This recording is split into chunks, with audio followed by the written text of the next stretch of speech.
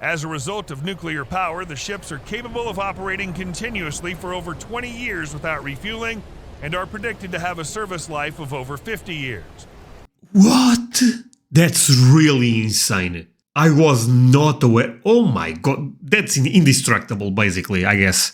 I mean, does not even need full. What's up, my friends? Today I'll be reacting to US Navy 8.5 billion aircraft carrier. This should be, well, a crazy one. But before I go into that, let me ask you for one thing. If you can leave a like on this video, thank you so much for that. Really means a lot. If you can subscribe, oh man, you make my day. Have that in consideration. Now, link for the original video in my description. Every time I react to military stuff specific from America, blows my mind, and I'm really curious about this one, so let's play it.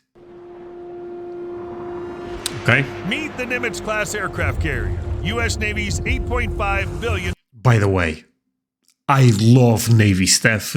That looks insane already. Beast.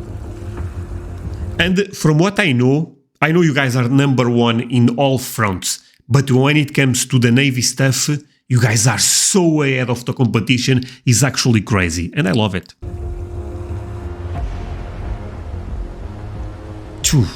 Those look like monsters. Continue to be the centerpiece of the forces necessary for operating forward.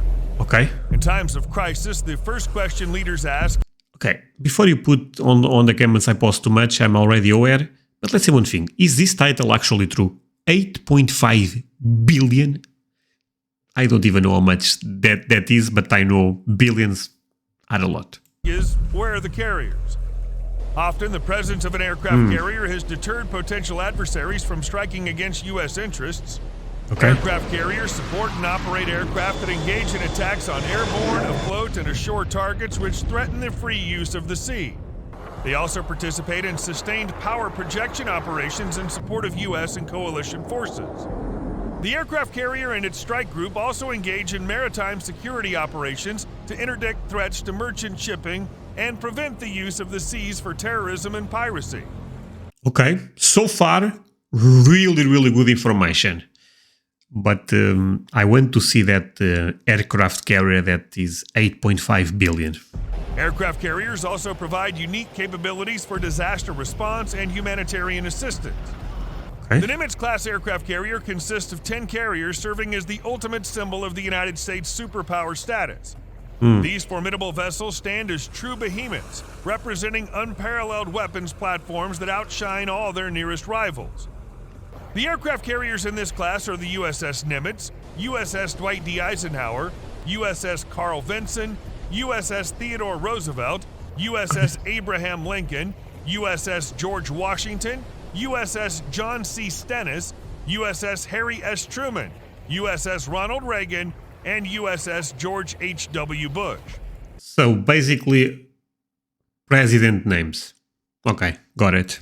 The lead ship of the U.S. class, USS Nimitz, nicknamed Old Salt, was commissioned in May 1975, named after Admiral Chester Nimitz, who led the U.S. Navy through World War II.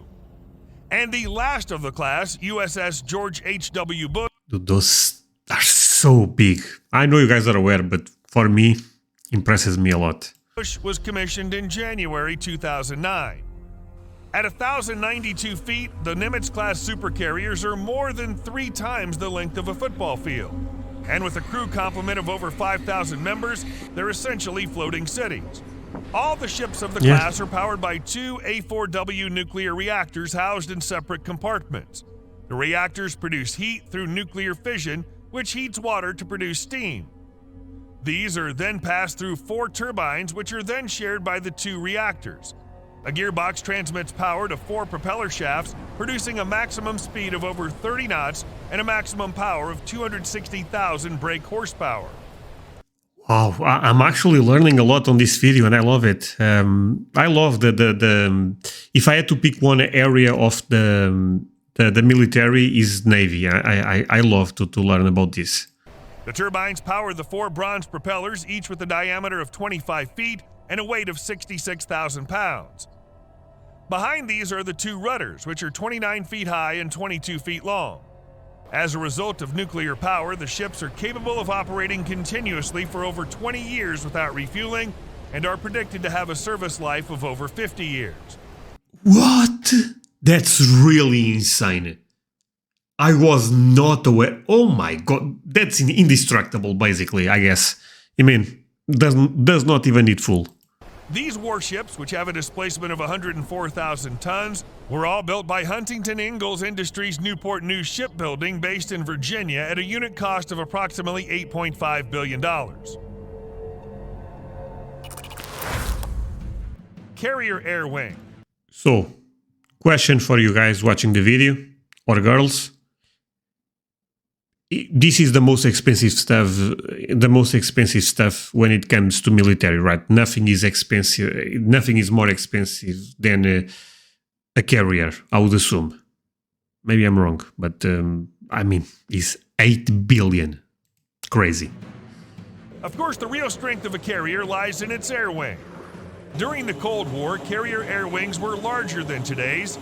In the 1980s, a typical carrier air wing consisted of 2 squadrons of 12 F-14 Tomcat air superiority fighters, 2 squadrons of 12 FA-18 Hornet multi-role fighters, 1 squadron of 10 A-6 intruder attack bombers, 1 squadron of 4 to 6 E-2 Hawkeye airborne early warning and control planes, 10 3A Viking anti-submarine planes, 1 squadron of 4 EA-6B Prowler electronic warfare planes, and a squadron of 6 SH-3 anti-submarine helicopters. With slight variations from carrier to carrier and cruise to cruise, the average Nimitz-class carrier during the Cold War carried between 85 to 90 aircraft. That's a crazy, crazy number. Whew. Today, the carrier air wing looks quite different. Its composition is designed to enable broad striking power hundreds of miles from the carrier's position, while also providing defense in depth for the battle group through the early warning and detection of airborne, surface, and subsurface targets. The current U.S. Navy carrier air wing comprises 4 strike fighter squadrons, each with 10 or 12 FA-18 EF Super Hornets, or 3 Super Hornet squadrons and 1 10-aircraft squadron of F-35C Lightning IIs, totaling over 40 strike fighters. The air wing also includes 1 electronic attack squadron, which is composed of 7 EA-18G Growlers. Additionally, there's 1 carrier airborne early warning squadron equipped with 4 E-2C Hawkeyes. Sorry if I'm not adding a lot of commentary to this, but I mean, I'm learning, so. Or 5 E-2D Advanced Hawkeyes. The air wing further includes 1 helicopter Sea Combat Squadron with 8 MH-60S Seahawks and 1 helicopter Maritime Strike Squadron with 11 MH-60R Seahawks, with 3 to 5 of them typically based in detachments on other ships of the carrier strike group. A Fleet Logistics Support Squadron detachment comprised of 2 C-2A Greyhounds is also part of the air wing. In 2021, the new CMV-22B Osprey from the newly That looks like an alien. established Fleet Logistics Multi-Mission Squadron detachments began to replace the C-2A Greyhounds. That's amazing. Nimitz Defensive Systems. In addition to the aircraft they carry, Nimitz-class aircraft carriers are armed with various sophisticated weapon systems. Among these are 2 or 3 Mark 29 guided missile launching systems. Each of these systems is capable of launching either RIM-162 Evolved Sea Sparrow missiles or RIM-7 Sea Sparrow missiles. Additionally, Nimitz-class carriers are equipped with 3 or 4 20mm Phalanx 6-barreled Mark 15 close-in weapon system CWIS installations. These automated gun systems are designed to engage and destroy close-in threats with a remarkable rate of fire of 3,000 rounds per minute. They're essential What? components of the carrier's defense mechanism, ensuring rapid and effective responses to incoming threats. Dude, what the hell is that? That's crazy. That's a dragon, you know? He's spitting fire all over. The carriers also feature 2 Mark 49 guided missile launching systems, with each capable of launching RIM-116 rolling airframe missiles. The RAM is a quick reaction fire and forget missile system used for close-in defense against anti-ship missiles. Furthermore, the carriers are equipped with Mark 38 25mm machine gun systems, which provide additional close-in defense and are used for engaging surface threats, especially enemy swimmers and fast surface craft. Okay, question for a friend. There is any videos on YouTube where by any chance someone tries to mess with those and they got destroyed? Because, yeah, I just want to know. But tell me, that seems like great content. Craft. Because I don't see anything beating that. Nimitz-class carrier strike group. When an aircraft carrier deploys, it takes a carrier strike group, CSG, made up of several other warships and supply vessels that allow the operation to be carried out. The armament of the Nimitz-class is made up only of short-range defensive weapons used as a last line of defense against enemy missiles and aircraft. Okay. As with all surface ships, an aircraft carrier is particularly vulnerable to attack from below, specifically from submarines. Ooh, okay, that's interesting. Yes, submarines probably are, yeah, this makes a lot of sense. But I bet there is some protection.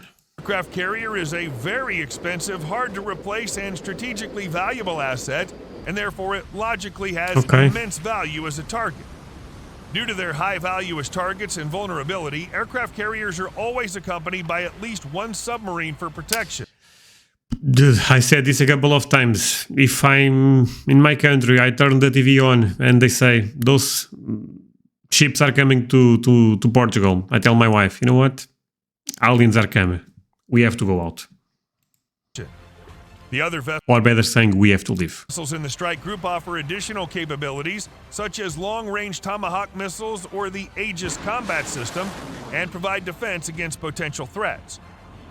A typical strike group may consist of the following. In addition to an aircraft carrier, up to 6 surface combatants, including guided missile cruisers and guided missile destroyers, primarily used for anti-aircraft warfare and anti-submarine warfare, as well as frigates warship prior to their retirement from the United States Navy service. When the Navy commissions a new Constellation-class frigate, they'll once again accompany carrier strike groups. Also part of the group are 1 or 2 attack submarines for the purpose of locating and neutralizing hostile surface ships and submarines, as well as an ammunition, oiler, and supply ship provided by military sea lift. So basically, those things are never alone. So there is no way anyone can mess with them. Command to offer logistical support. The numbers and types of vessels comprising each strike group can vary from group to group based on deployments, missions, and availability. The end of an era. Pre-planning for the deactivation of the USS Nimitz, currently the United States' oldest active aircraft carrier, is beginning. Why? Looks amazing still. Nimitz-class carriers were initially designed to have a 50-year service life. At the end of their service life, ships will be decommissioned. This process will first take place on Nimitz and is estimated to cost from $750 to $900 million. This compares with an estimated $53 million for a conventionally powered carrier.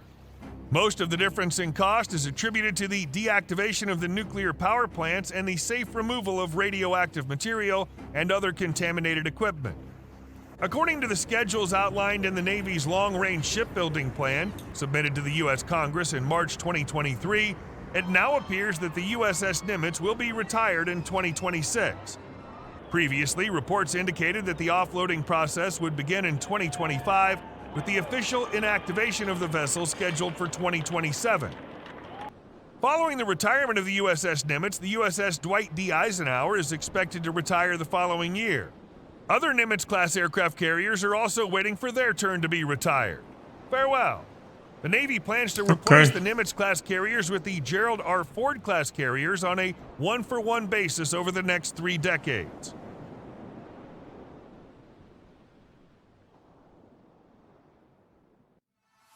Well, again, interesting video, and I'm learning quite a lot. This type of reactions are a bit different since it's more about me learning and less reacting. But if you end up enjoying, still leave a like, really means a lot, and see you guys next time. Bye.